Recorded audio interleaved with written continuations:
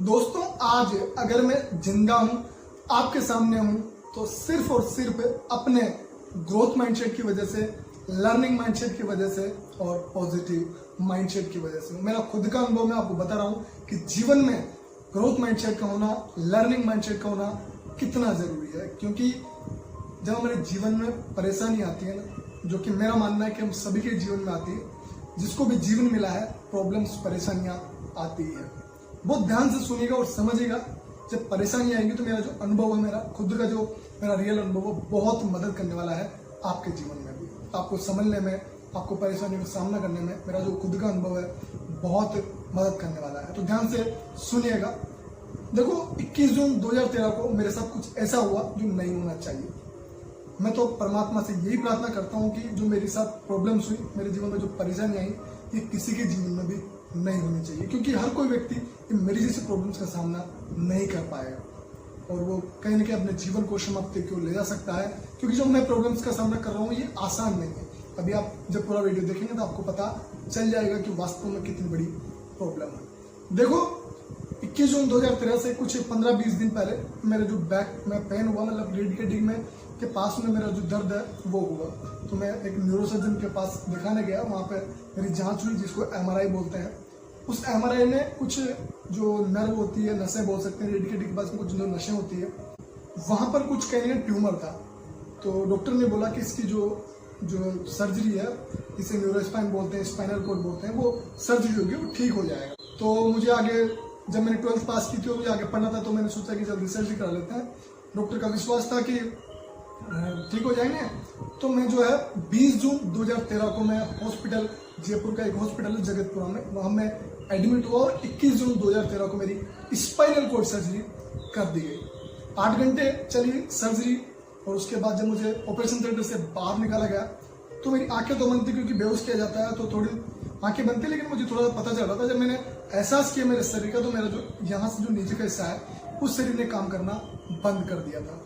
तो उस समय तो मुझे लगा कि ठीक हो जाएंगे। जब मैं 2 दिन ICU में रहा, उसके बाद थोड़े दिन हॉस्पिटल एडमिट रहा, उसके बाद मैं ठीक हो गया, घर आ गया। लेकिन समय बीतता गया और मेरी रिकवरी नहीं हुई।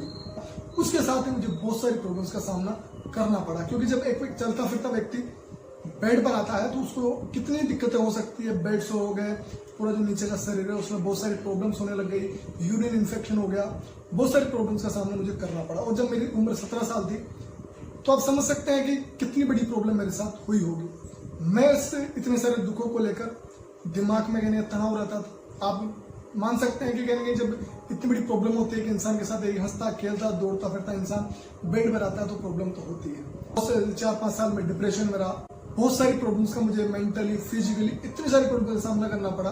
कोई अगर ऐसी सर्जरी से गुजरता है तो वो व्यक्ति समझ सकता है कि मैं जो है एयर बेड पर रहता हूँ। और अभी तो मेरे पास एयर बेड आ गया, लेकिन उस टाइम जब मेरी सर्जरी हुई थी मेरे पास कुछ भी नहीं था। फाइनेंशियल सिचुएशन भी ठीक नहीं थी और मेरे पूरे शरीर में, मेरे जो यहाँ से जो नीचे का शरीर, आपको थोड़ा टेढ़ा भी दिख रहा होगा, मेरे पास व्यवस्था नहीं हुई वजह से, मेरे पास बेल्ट नहीं थी, मेरे पास कुछ भी साधन नहीं था। तो स्कोलियोसिस की प्रॉब्लम हो गई, रीढ़ की हड्डी में थोड़ा टेढ़ापन आ गया। मैं उसका भी ट्रीटमेंट ले रहा हूँ, बहुत सारी चीज़ों का मैं ट्रीटमेंट ले रहा हूँ। जब मैं 4-5 साल डिप्रेशन में रहा, आपको पता है कि दुख के समय कोई भी साथ नहीं देता। सभी वैसा ही हुआ जैसा ही प्रकृति का नियम है कि बुरे समय में इंसान का कोई साथ नहीं देता। और मैं उस समय, आपको पता है, सोशल मीडिया पे नहीं होता था, मोटिवेशनल वीडियो देखने को नहीं मिलते थे और कुछ भी नहीं था। लेकिन जैसे 2-5 साल गुजरे, उसके बाद में मुझे एक फ़ोन मिला, स्मार्टफोन। उसकी वजह से मेरे को अच्छे वीडियोस देखने को मिले और अच्छे लोगों के बारे में पता चला। ऐसे जो लोग इसी सिचुएशन से गुजर रहे हैं, उनको देखने का मौका मिला और उनको देखकर मुझे लगा कि नहीं यार, हिम्मत रखनी पड़ेगी, सब कुछ ठीक हो जाएगा।